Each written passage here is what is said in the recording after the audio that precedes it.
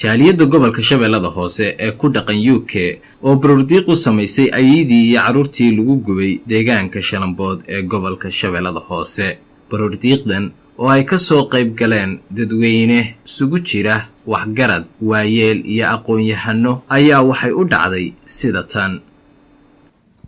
maanta waxaan halkan isugu nimid baroordiiq loogu talagalay dadkii birmageytada ahaa ee lagu xasuuqay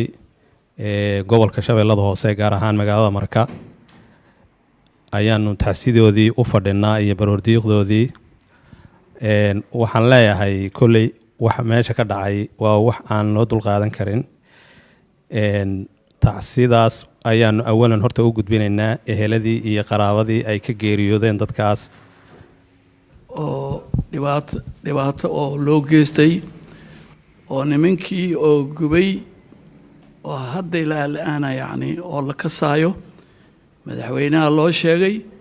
la yiri nimankaas ayaga dambiile ayaga yacni wixii ayay ku cadeen waa soo qabanayna waxa siri ma la qabanayo bari waxa waaye annaga dadka deegaanka daanahay 4 sano oo madaxweynaha kursiga isku fadhiyay maalin walba anaga dhibaatan daba taagneeday maalin walba har iyo habeen yacni joogto waxaan maanta u joognaa baroordiiq iyo cambaareyn annagoo u baroordiiqayna hooyadii waayeesha ahayd ee camoolada ahayd ee lagu gubay Shalambood iyo 6 ilmo oo lagu dilay meesha lana gubay wali kama dhicin adduunyada dad inta la dilo haddana la guwaayo yani meedka naftigiisa wuxuu leeyahay ixtiraam يعني الدين مسلم يا الدين مسيحي يا مد يهودي مد جايس ماله ميد إلا جوا وحنا مالنا ضد كاس إذا ينهن ضد إسلام لو شيء كريم. أنا وعدناكم هالسنتين كسوقيب كل كان أو برور ديخذان عدنا ولا سوقيب كشين دمانتينا. أنا برور ديخذو أو يعني أي قضية إمي أقون تهاي وسيد فوش حنلود لي.